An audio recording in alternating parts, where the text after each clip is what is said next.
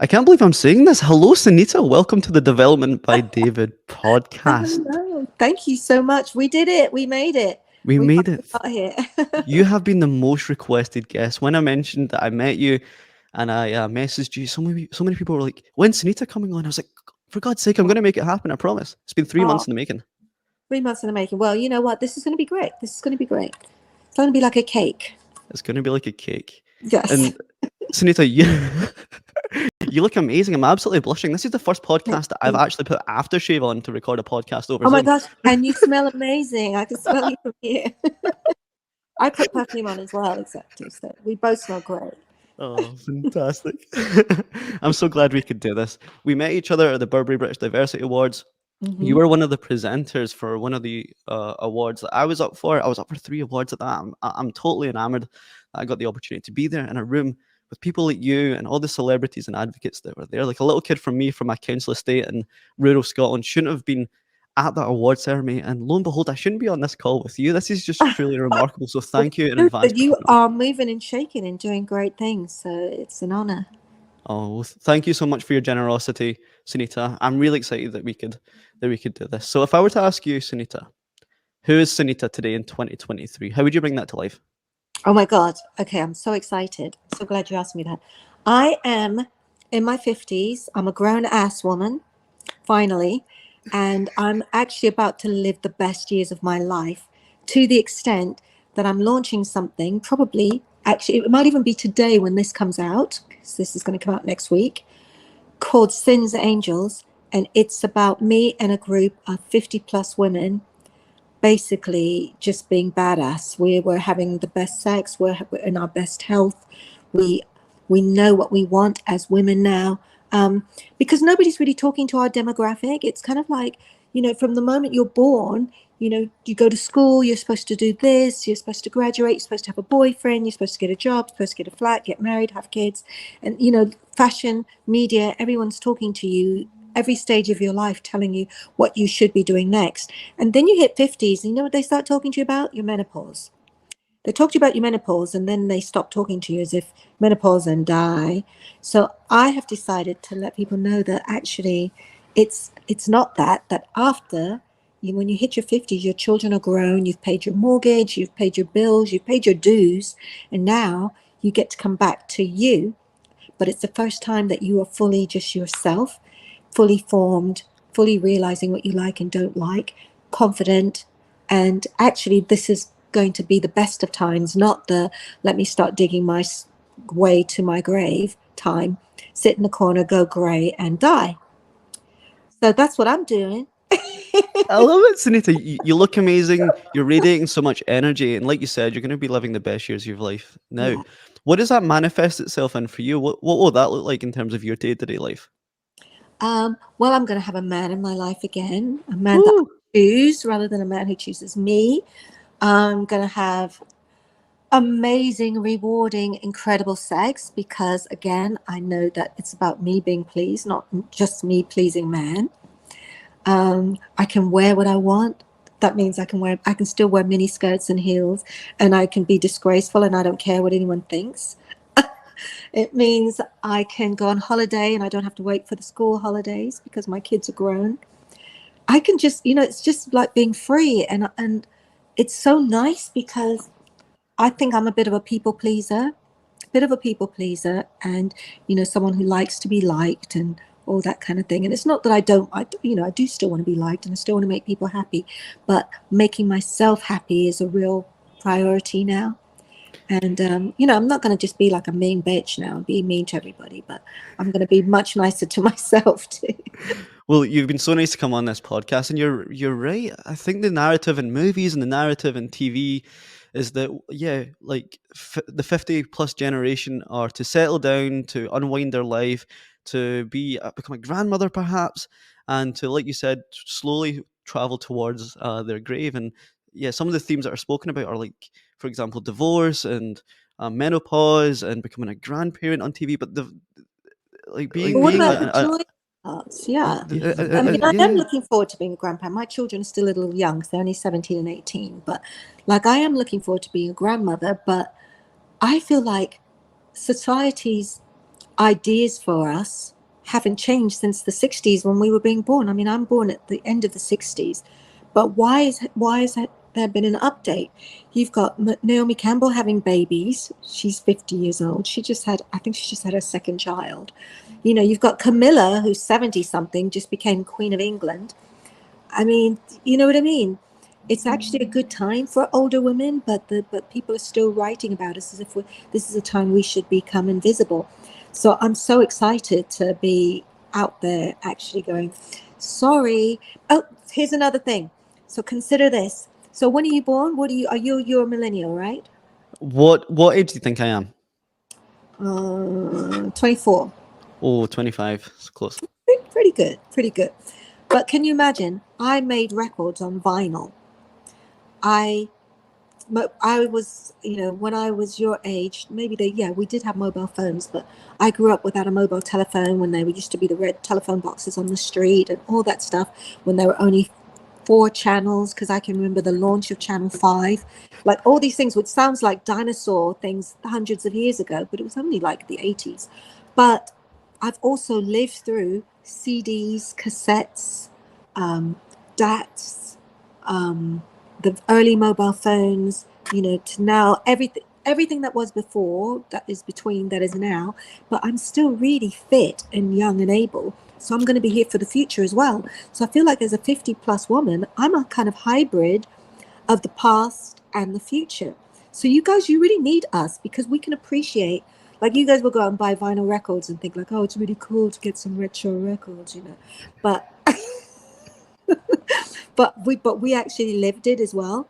And I can tell you that it's all good. There's nothing like an album that's been made, like somebody like Prince, who would write something, and an album was like a book. It wasn't just a random songs to just take one song here and there like you do now when you stream stuff. It was a complete body of work that you bought, and they may have spent 2 or 3 years working on that, and you lived with that album until they made their next one another 2 years later, and it was like that. But anyway, I know I'm talking all over the place, but it's just the idea of still being here and being part of the future, but knowing everything that's gone before, makes me see the world in a very interesting way. I think it does too, and I'm so glad that you're pioneering that messaging for both older women to aspire to and relate to and find solace in, but younger women as well, because younger women are the future older women, right? They're going to be 50 and 60 one day. So the fact that you're pioneering this message so proactively will give solace to those younger women who will be your age one day and want to live the same life that you're living just now in a very similar fashion. And that it's nothing to dread or fear. So long as you're healthy and happy, why not live forever? I think we're going to redefine aging, because aging doesn't have to be something that's negative. It's a privilege. Yeah. Yeah, it is. It's like I would say aging is just adding more experiences to your color and to your life, and the more experiences you have, the more expertise you can give to the world, and it makes you almost like an onion with more layers to provide. Oh, I like that. I'm going to use that, because look at people like poor Sarah Harding. Like there's so many amazing women who've died young, that you just think, it seems crazy to park the women that are still here. Like, if we're still here, we're here for a reason and a purpose. Yeah. I love it. I know life hasn't always been like this, Sunita, and in true development by David style, I'd love to take it back to day one. Hmm. What did your home environment look like in Seattle? Oh my gosh. Okay. So I only lived in Seattle when I was really tiny. And one of my earliest memories, and one of my only memories there, when I was tiny, my first memory is my mother, Michael Brown, me on her hip and her making oatmeal on a stove, putting cinnamon and butter and everything in it. And the aroma sort of coming out, and me knowing that this is going to be my breakfast. And my mother always dies when I say this to her, because she says, you're about 2.5, 3 years old. How do you remember that? But I really do, and I can smell everything. But I remember going to church, this funny little church that used to be at the end of the street, Baptist church, with all the women fainting and passing out with their fans when the Holy Spirit hit them, like something out of a movie, right? But I can't remember that much, because then we moved to Detroit, where my grandfather was, and that was strange, because my mother ended up leaving me with my grandparents, while she went on the world tour of a show called Hair. And they were going to be going to Australia and all around the world and all these things. And at the time, black people in Australia, the Aborigines, were still being hunted as sport. Can you believe it? Like cowboys and Indians, they used to shoot them. So my grandparents were like, they didn't want my mother to go, and they certainly weren't going to let her go and take the baby. So I was kept in America while she went. But eventually, after I refused to eat, drink, or speak, because I was so upset at being separated from my mother, they ended up putting me on a ticket to Australia on a one-way ticket. I then arrive in Brisbane, which should have been, the bowels of the earth, and it turned out to be the sunshine city. Everything modern, dolphins dancing, beautiful people, and I loved it. In fact, why don't I live in Australia? I don't know why I didn't end up living there, but it was like the most amazing thing I'd ever seen in my life. And I just got to tour. I just toured around the world and lived in Hilton hotels, they were at the time, while she did this show. And I'd be riding my tricycle up and down the corridors of the hotels. And then we ended up coming to England, and it was the hottest summer that England had ever had, the summer of 1976. And it was so hot that there were flying ants and melted flip-flops on the street. And that was my introduction to London, which I'd been expecting to be like something out of the Oliver movie, all grey and foggy. And again, London was amazing. Oh, fantastic, Sinitta. And your mum had you relatively young, didn't she? She was a young Yeah. mother. Yeah, she was a young mother. So, I think it was hard for her, but she always says that it was good that she had me, because having a child meant she couldn't go off the rails. Because my mother was crazy. She was like hanging out with David Bowie and Mark Bolan and Mick Jagger. She was in that kind of set. And, that was a very rock and roll, psychedelic kind of group of people. But because she had a child, she could hang, but she couldn't get too wrecked because she had to make sure I was okay. Oh, amazing. And can I ask you what your ethnicity is, your kind of heritage? It's mixed race, right? Yeah, well, we're Black American and American Indian. Oh, amazing. What unique challenges did that afford you, or some of the kind of unique highlights that it might have afforded you in that Um, era? well, interesting thing. I think it definitely helped in my early career because, my breakthrough. Well, one of the first show I did was The Wiz, which was the black musical version of The Wizard of Oz. So being Black American and already having an American accent was an advantage. But then my real breakout show was a show called Mutiny on the Bounty, where the love interest girl lead is supposed to be a Tahitian princess. Well, looking at me now, everybody would be laughing, going, Sinitta, you do not look like a Tahitian princess. But guess what? In 1986, nobody knew what a Tahitian princess looked like. So a brown-skinned girl with long hair, it was like, she'll do. And I was cast as my meaty in Mutiny on the Bounty. That wouldn't happen today. I would be nowhere near it. So I remember when you got signed, a lot of record labels and music execs wanted you to conform to like the kind of black stereotype in music, but you wanted to be a pop star, you wanted to be like Madonna. How yeah, hard was it to have those conversations? I mean, luckily because I was so young and I was really, really polite because How I'd young been were you? like 16. I'd gone to St. Mary's, very, very strict boarding school, and had my accent taken away and all of that. So I was very compliant, very polite. However, I knew what I wanted to do and what I didn't want to do. So I'd made a couple of soul records and they'd done well on the soul charts, and I'd done it was all very nice. But I saw Madonna, I saw Janet Jackson, and I was like, if I could be a little bit of that and a little bit of that, that's who I want to be. That's what I want to do. And all these different labels wanted to sign me, but as soon as I got off my first contract with Magnet, I signed to Simon Cowell. Now Simon Cowell had no money. His record company had no other artists. They'd never had a hit. But what he did have is he said to me, look, all these other companies are interested in you, but if you sign with me, you can sing pop, you can sing whatever you want. And that was it. Plus, he was cute. I was about to ask. I know you've had an on-off relationship with Simon for many of Had He's years. very much had now, because he's probably married, but he's definitely very loved up with his Oh, little boy and Lauren. Yeah.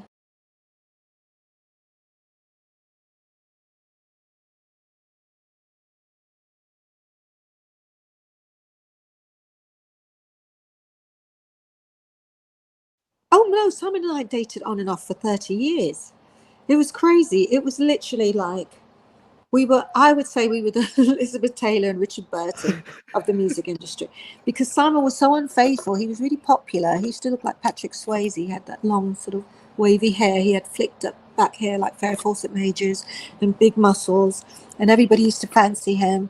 And it meant that there were always dancers and actors and page three girls and models all over him and everything. So we'd break up regularly, but we always got back together again because ultimately we liked each other the most. But he was popular. Let's put it that way. Could you forgive him for that, or how I used to did you always manage to? forgive him. Used to always forgive him and get back with him. And then he'd do something else, and we'd break up, and I'd go out with someone else, and he'd go out with someone else, and then we'd miss each other, and we'd end up breaking up with whoever we were with and getting back together again. This went on and on and on and on and on. It was ridiculous. And for some reason, I can't blame you both because you're both so impressionable, so young, and had this hockey stick kind of curve to success. There's so many opportunities falling at your feet in terms of not only business ventures and the next greatest hit, but also people around you. You're going to these crazy parties, going to these crazy events, and as a young, impressionable Fun. person, you can't say no Yeah. to those opportunities, right? Oh yeah. I mean, we had so much fun, and we talk about making it up as we went along. I mean, we'd be turning up to clubs with our record and, talking the DJs into playing them, standing outside radio stations, accosting the DJs. Oh, please replay this on your show, because, you needed airplay. If you could get onto the radio and if the clubs were playing your record, you could have a hit. And, that's what we wanted. And we were relentless because we were young, we were in love with each other, and it was fun, and we were determined. I think that's what got us through, because we just were relentless. But so Macho, we released it twice. It's like we put it out the first year, nothing happened. Put it out the second year, and just went for it. And we finally got what we wanted. But that kind of energy and drive as a team was I think what got us through. That's inspiring because when I think about Simon, I just see the era of Simon that I grew up in, the X Factor Simon, the multimillionaire Simon, but I haven't seen or heard about the broke Simon, the unsuccessful Simon. Oh, well, Yeah, what Broke was it? Simon. Broke Simon was, where am I? There am I. I suppose our early days of working together was probably Broke Simon. So I'm trying to find myself on this thing. Am I there? Do I go that way? Oh yeah, that way. Uh I mean, but when you don't feel broke, because we were getting into the clubs, we were doing what we wanted to do, but we just didn't have houses and cars and all that jazz. And you didn't need them at that age. No, you didn't. And nobody had any money in those days either. So that's why it was more of a level playing field. Everybody wore the same clothes, but you kind of customized them with safety pins or this, that, and the other. So it was a very creative, fun time, and everybody was very competitive. Everybody wanted to be in the music business, and everybody was, and nobody was successful. No one was really successful, but you were working towards something. So it was a buzz. So when we finally did break through and have a hit, it was phenomenal, because it was kind of like, okay, now we're going to the next level. I saw you posted on Instagram the other day. It was like 30 plus years ago, and it was a picture of the charts at the time, Oh, and it Steve, was it was yeah. crazy. It was when Toy Boy was like number. I Would they think reach Toy number Boy's four? number 3 or number 4. Michael Jackson's number 1. And you just think, I can't explain it to people that I used to be in the charts with Michael Jackson. So you'd be doing music shows, because when you had a hit, you'd have your hit here, but you'd have a hit in every single country. And because radio and things weren't digital in those days, you had to go to every country and promote each song one by one. So it'd take you a year to travel the world to promote one record. So you're doing TV shows with superstars like Michael Jackson and Madonna, but you're just you. But when you get to those countries, you get to Japan, and there's 90,000 Japanese kids screaming and crying because you're in the room, and you're thinking, What? I'm. It's very very surreal. Um, And my kids still don't get it now. My kids still don't quite get it. You know, they're either like, okay, mama. And I'm like, honestly, they're like, this is true. And it's like, but did you actually sing with Michael Jackson? I was like, well, I didn't sing with him. No, but he used to be on the same shows. I used to be on the same shows with him. But not when, but they are thinking back to like the 60s, you know, like when the Jackson 5. And it's like, no, no, no, no, not when he was little Michael Jackson, when he was Michael Jackson, the king of pop. That's insane, Sunita. Did you Yeah. get the chance to speak to Michael Jackson? Yeah. Yeah. To Michael What was it Jackson. like?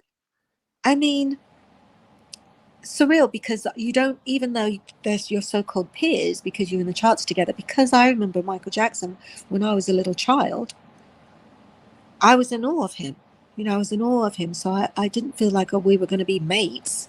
It was like, you're Michael Jackson up there and I'm Sinitta and I'm sorry I'm on this show with you. I shouldn't really be here. It That's was how I like feel that, just like now. you saying to me, you know, I shouldn't really be here. I felt like that. Yeah. Oh, that's incredible. So, at that age when you were traveling the world, meeting your idols, do you have any crazy or wild or funny stories that really stick with you from that time Um, that you yeah, feel I comfortable suppose, sharing? yeah, I suppose just weird things like, you know, you doing shows with Michael Jackson. I modeled myself on the girl in the Michael Jackson Thriller video. So, you know, my So Macho music cover, the flip side of it, not the one with the medallion man, but the one that was going to be the cover. I'm almost wearing the same identical outfit that she's wearing. I've got my curly perm, the same as hers. And, you know, so that was the thing. It's like, oh, you know, you look like you're in Thriller. I think that's what he said to me. And instead of thinking, you know, I would always have a cheeky response or a comeback to something, but because it was him, I just sort of stood, you know, it looked like I was being rude because I just didn't know what to say. So I just froze, just like, yep. And, you know, forevermore, you're thinking, why didn't you say this? Why didn't you say I'm a huge fan? Why didn't you hug him? Anything. But I just stood there like an idiot. Um, what else has happened? I got to present Prince with his BPI, not BPI, what do you call it? Brit Award when I was nominated for the Brits. I got to present Prince with his for the Batman soundtrack. Um, you know, just mad things. Parties with Madonna. You know, George Michael. It's very, very strange to me because now they make all these movies. You know, like Bohemian Rhapsody and the Wham musical and stuff like that. That these are the people that I grew up with. It's insane. These were my peers. We used to be in South Molton Street together. I was. I was actually, even I've never actually said this before, told anyone this before, but I was actually asked way back in the early days of Wham, before George had gone solo, if I would be his girlfriend. But it was like not his actual girlfriend, to pretend to be his girlfriend. And I said no. Guess why I said no? Because I really liked him. No. I was so Oh. disappointed that he was gay that I was like, oh, no, I won't want to do that because I want to really be his girlfriend. And I should have just been like his straight wife, or he could have been my gay husband. But because I had a genuine crush on him, I said no. And did you know he was homosexual at that point? I think the fact that I was being asked if I would pretend to be his girlfriend, that's, you know, because otherwise why would he need someone to pretend to be his girlfriend? Why wouldn't he just have a girlfriend, you know? So I think that's how I took it at the time. um George was such a handsome young man oh as my well, god, wasn't he? so gorgeous, and he could dance. I mean, we used to go clubbing at a place called Double Bass and a club called Browns in Covent Garden. And I remember when he dropped I Want Your Sex, we were in the club dancing like crazy, and we didn't realize he was there. And then somebody said, look up, look up, look up. And we looked up, and he was on a sort of low balcony in the room above, looking down on us all dancing. Like the record had only been out for about a week, but we already knew every word, everything. And it was me and a group of friends going mad, and him just looking down, watching. Sunita, do you know what I love about you? Is that you are like such a huge superstar. Like you said, top four and under in the charts. You place as high as top two, but you still have such admiration for these other artists in the charts. these idols as well. But you're an idol yourself, but you almost like regress like a little fangirl for these people, even though you are a celebrity and you were famous in your own right in that era too. That's Oh, just it's so cute and adorable. And I don't thank mean that in a patronizing way, but it is so sweet. Oh, thank you. But that's how it really felt. I mean, you just be, you know, I mean, I can remember Elton John because I did the show Mutiny on the Bounty with David Essex and Sir Frank Fenley, and he was good friends with Elton. And so I'd meet people, and then this was before I was a pop star, when I was just a jobbing actress. But then I remember when Elton came to see, I don't know if he came to see X Factor, if we went out with Sharon Osbourne and a group of us, and he was there. And I was scared to talk to him because I thought, oh, I don't think he'll remember me. And David Furnish came over and said hello. And I said, oh, and I said, I'm Sinitta. And I was kind of introducing myself. I'm Sinitta. I don't know if you remember.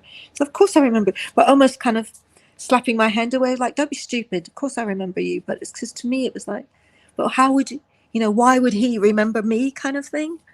But I'm still really funny. If it's people that I knew were stars when I was little, unless I was really, really good friends with them, unless my mother was really, really good friends with them, then I never sort of think that they'll know me. And then people go, but Sinitta, you've been around for 40 years. So it's like, oh yeah, when you put it like that. That's amazing. When So Macho reached as high as it did in the charts, how did you deal with the fame and fortune that came alongside it, especially in that era where rock stars and pop stars were held in such a huge pedestal? Like you said, you were touring Japan with hundreds of thousands of people screaming your name. How did you deal with that from a psychological or kind of mental health capacity? The funny thing is having problems in those days, especially if you're young, was really taboo. Because like now people can talk about their mental health and their concerns and their fears and worries. Oh, I felt like it was a huge taboo to be upset or complaining or uncomfortable with anything, because as a young artist you're always having to prove, I can do it, no, I'm not too young, I've got this, I'm okay. So I'd be getting off planes going straight to TV shows, and performing for 4 hours non-stop and all this kind of thing, really pushing myself because I didn't want to be seen as, no, she's only young, or she needs to be chaperoned or whatever. But I actually loved it. I found it surreal and kind of overwhelming, but I loved it.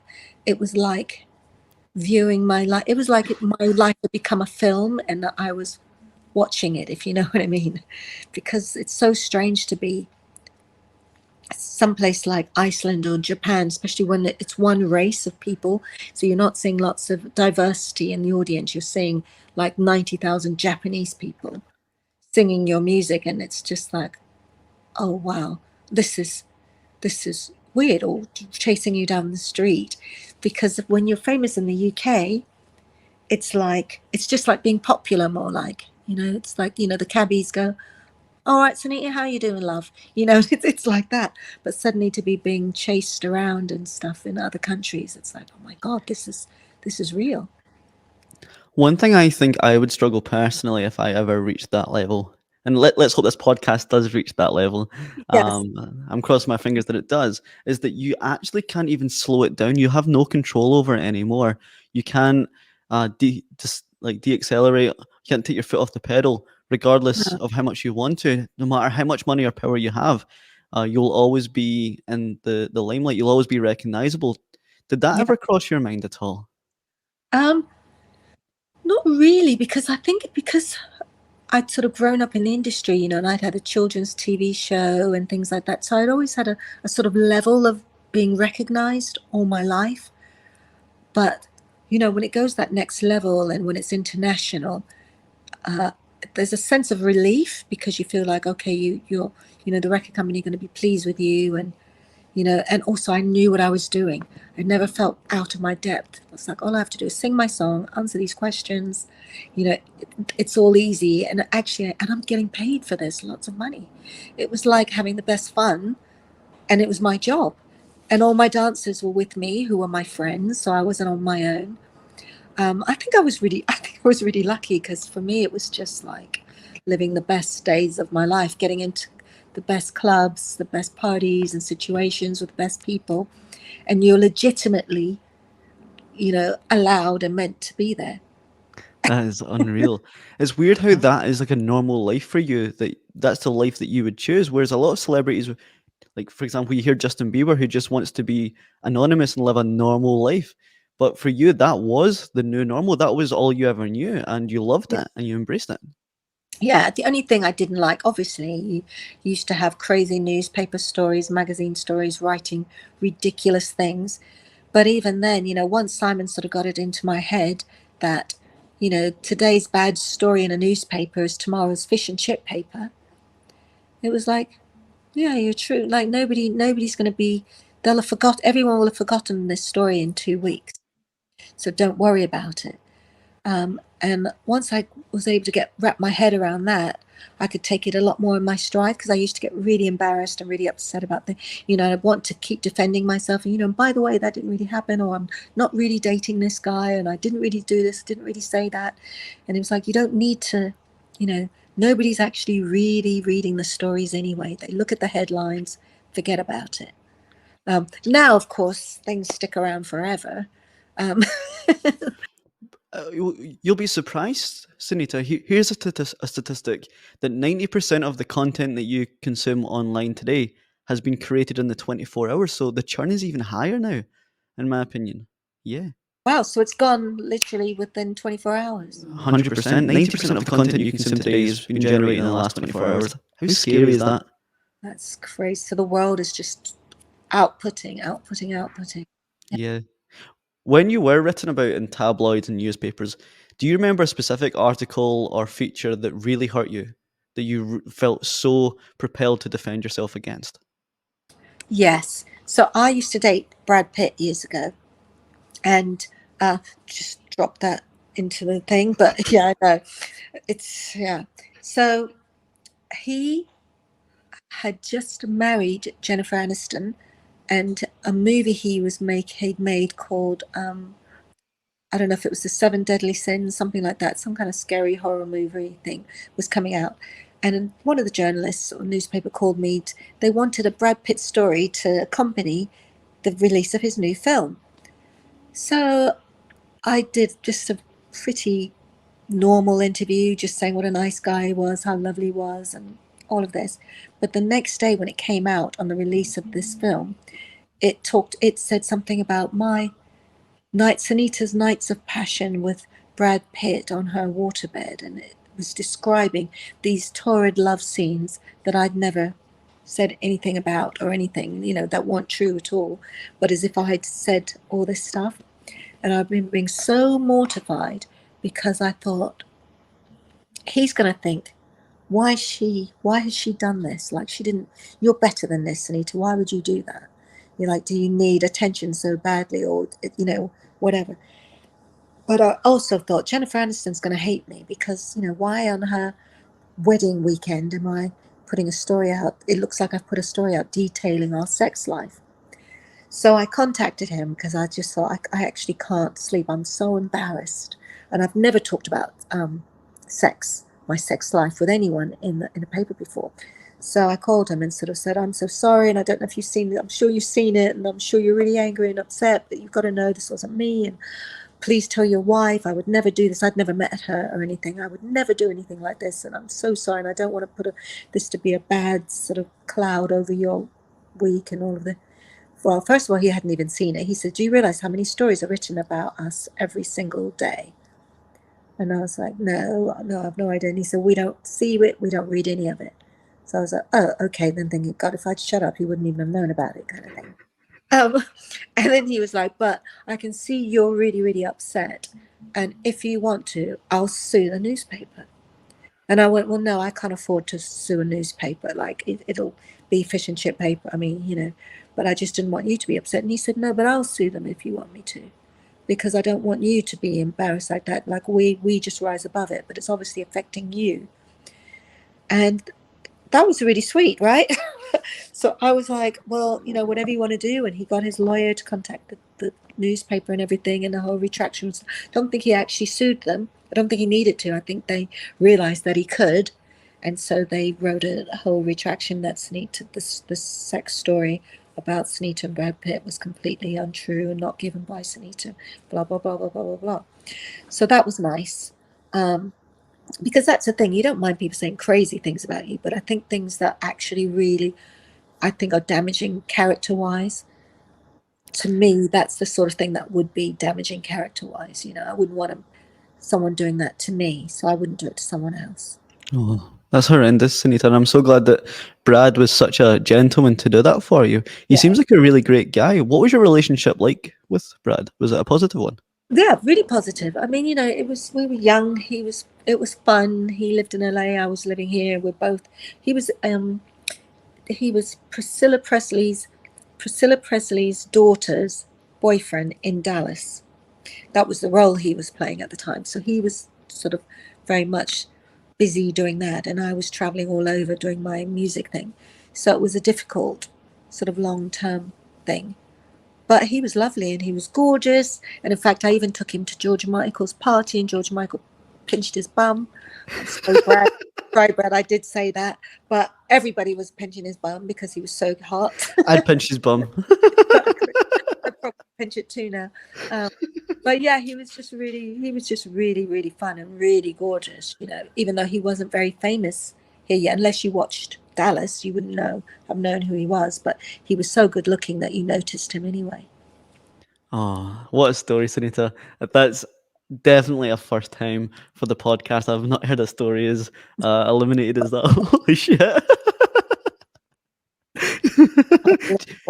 You must think back to your life. I know you still have amazing experiences now, and that's your next phase of having more of these experiences. But Mm-hmm. looking back at your younger self, you must just marvel at some of the things you got up to and some of the people you were around. That's crazy.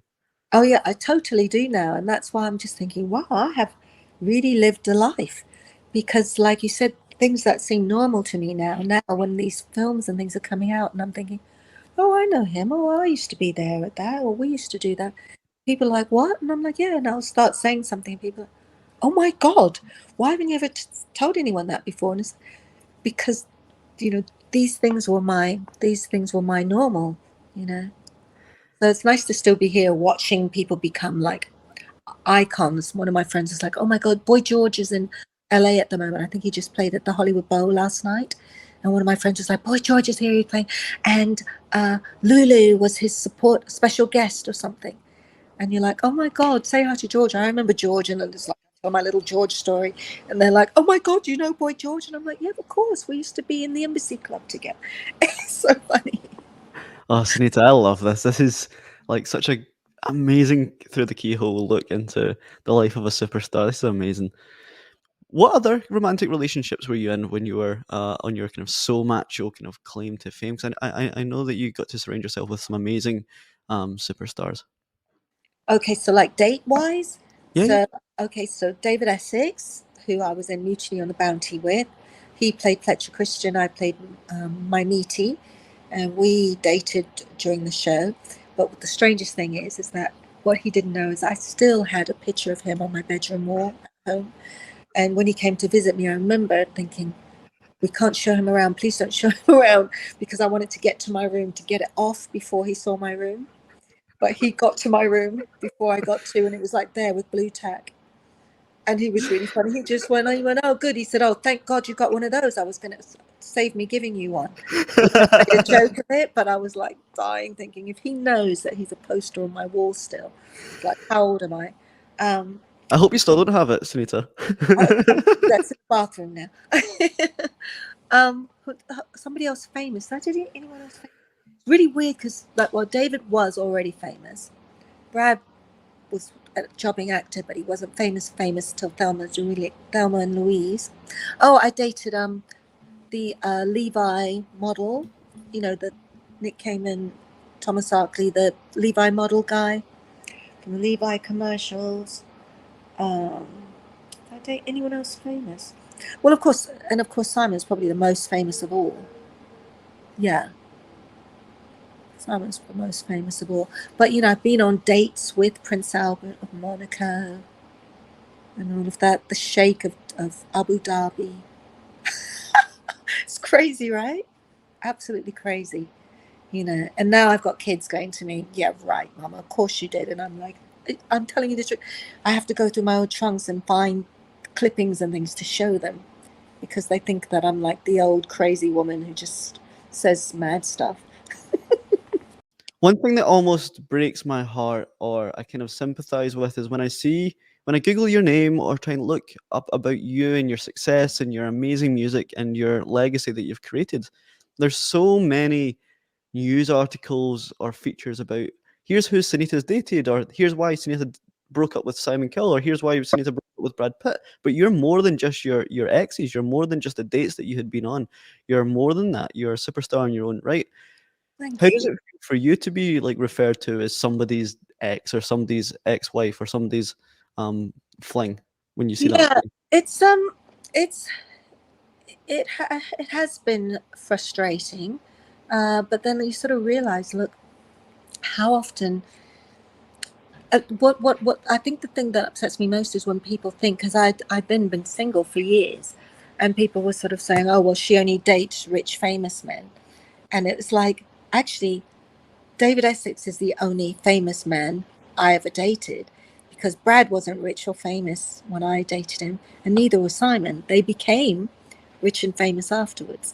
So I don't like it if it looks like, I'm this sort of fame whore, kind of gold digger type person, because I date people who just happen to be talented and end up being super successful. Or maybe I'm their lucky charm and I That's what I help was about to say. I happen think you to them. made them famous, Sunita. Now I'm going to be famous for this podcast. Exactly. So today you have to take me out to lunch at least first. Don't worry, I will. I will. I will. I promise you. Uh, I want to talk about one of your favorite jobs, and I believe that's being a mother. And I know you've taken a kind of untraditional or alternative route to being there, a quite troublesome route for you. And I believe that you've been so brave to share a lot of the highlights and lowlights of that online. Can you talk about your journey to being a mother? Well, first of all, so I have two beautiful children who are now 17 and 18, that I adopted 16 years ago. 16 years ago. And yeah, it was difficult because I was dying for children. I had two stepchildren from my first, well, my only marriage, and I wanted children of our own. And I just kept miscarrying. I kept miscarrying. I then had a surrogate. My surrogate miscarried. I did IVF. I did everything, and to no avail. And I think we'd always said that we'd like to have one biological child and then to adopt one as well.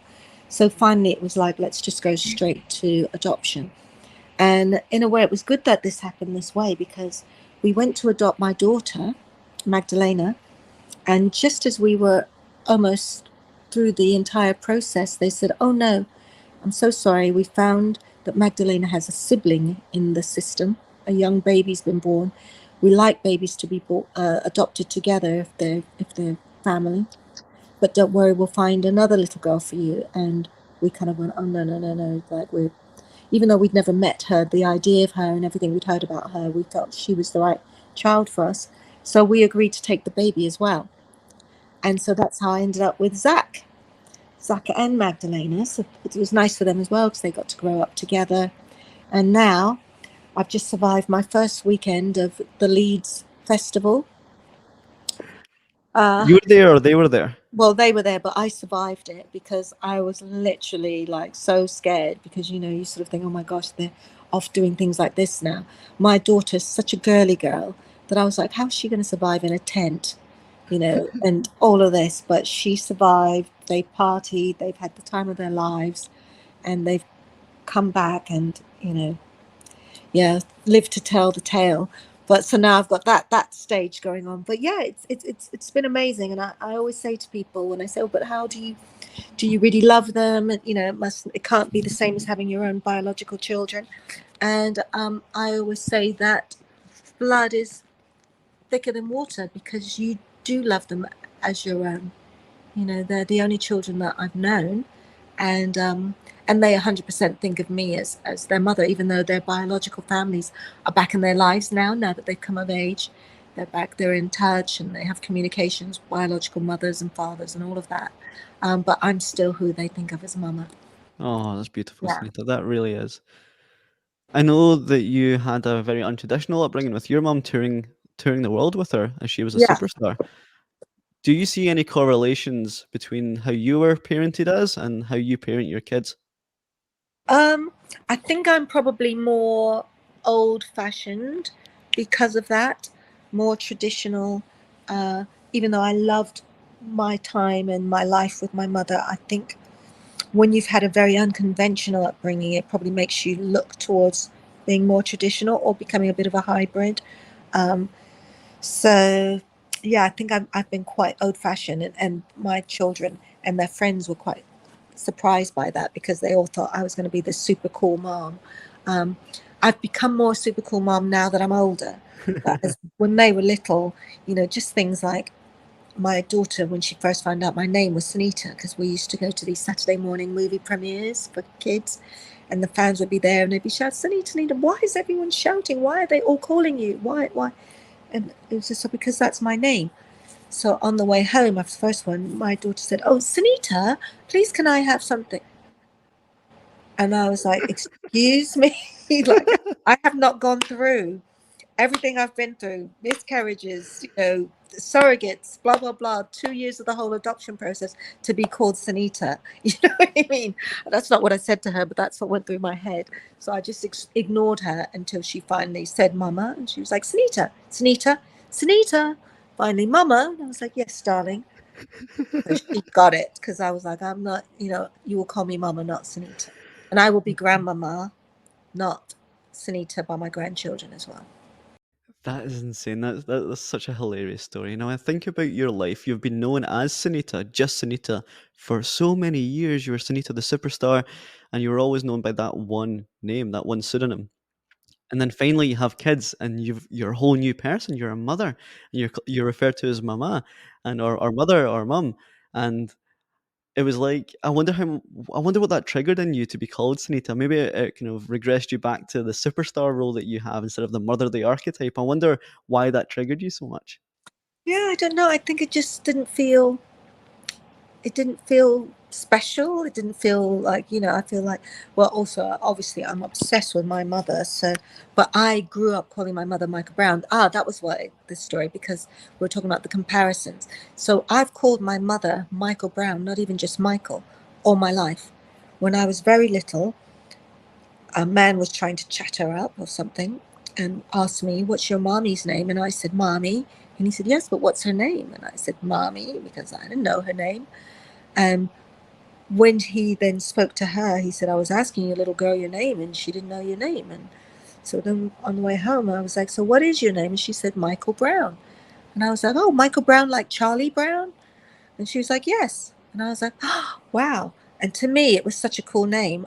I called her Michael Brown, like testing it, Michael Brown. And she'd look and, wow, that really is your name. And I've called her that all my life.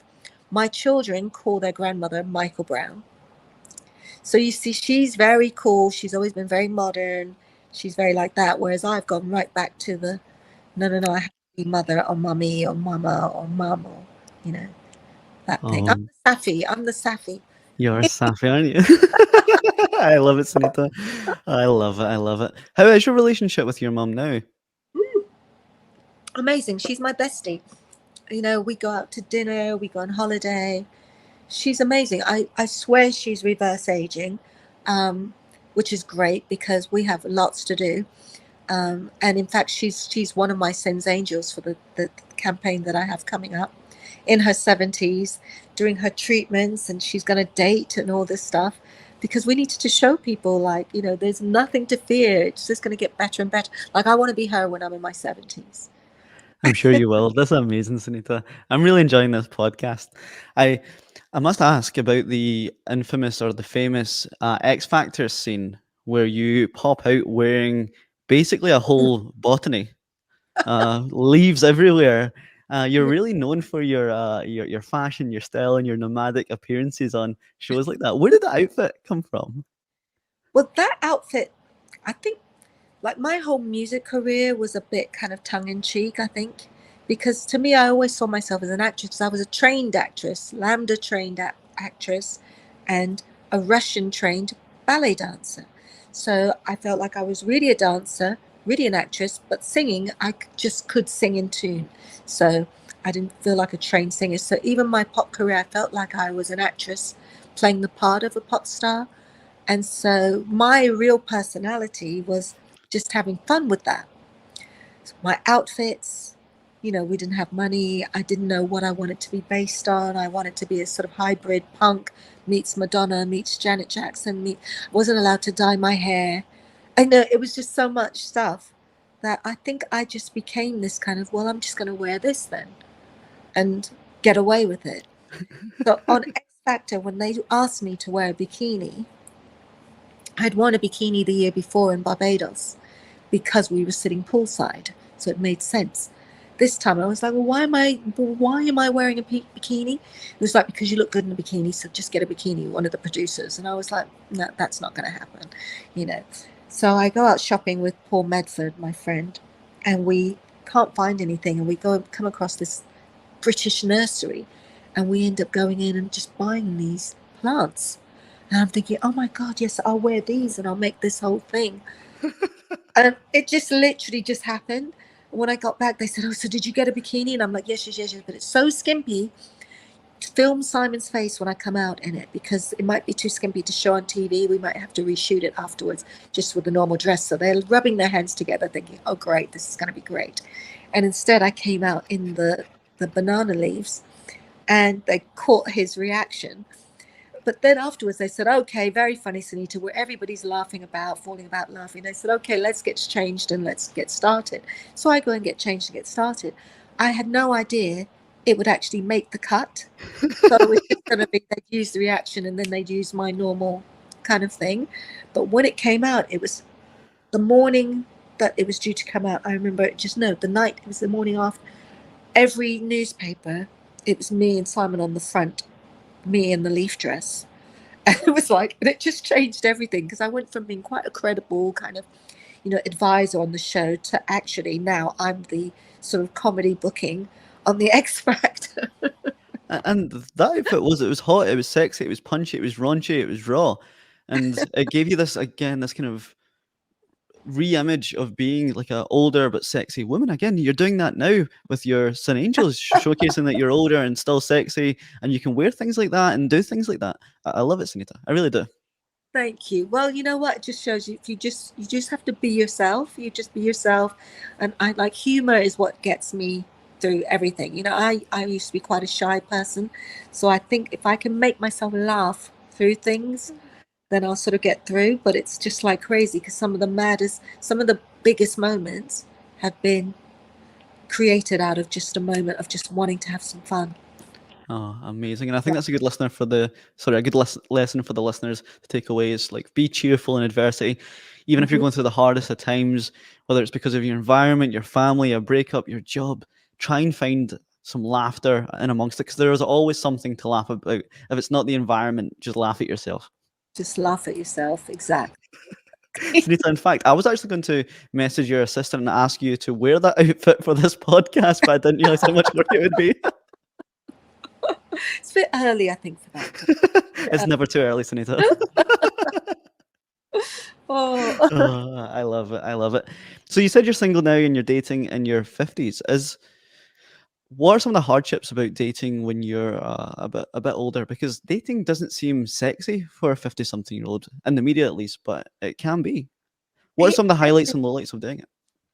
Well, for a start, I mean, I'm not being funny, but like when you're younger, when you're young and you've got the amazing body and everything, and you're having sex for the first time, you don't really know what you're doing. And I think my generation particularly, we were sort of raised to please the man. And I'm not saying you don't care about pleasing the man anymore, but by the time you reach your 50s, you actually know what you like sexually, you know what you want, need emotionally, and all those things. And you have the confidence to say it, because it's all natural, it's not embarrassing, it's not awkward, all those things that you're thinking, oh, you just won't say anything when you're 21 or 22. But suddenly you're a grown-ass woman and you can get what you want and say what you want. And I feel like sexier, more empowered, more free.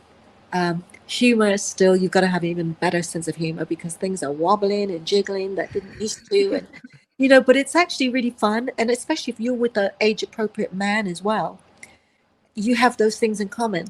You've got music in common, and there's just so much. I don't think I think that a lot of men who leave and go off with younger women, that it's not literally just because the woman they're with is older. It's because the older woman has allowed society to get into her head and dictate to her what she's supposed to be like, what she's supposed to wear, da da da da da da. And you sort of get beaten into submission to this role of what a 50-year-old woman should be. And actually, you don't need to listen to any of it. Now's the time when you've earned the right to not listen to any of it and just do and be what you want. And I'm just so much happy. I'm so relieved to not be trying to look outside of myself for my identity, because it's like, there's enough going on here for me to, like, yeah, there's a lot here for me to work with. It sure is. I love it. I love it, Sunita. And given that you're Sunita, you're like one of the most beautiful icons of your generation. You could date downwards in terms of age. You could go with a young 25-year-old man. I'm not hinting, I promise, but you could.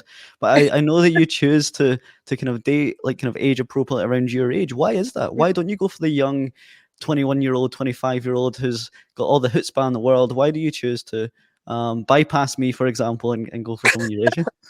Well, I will say that I have had a good kissing or snogging session with a 20-year-old something.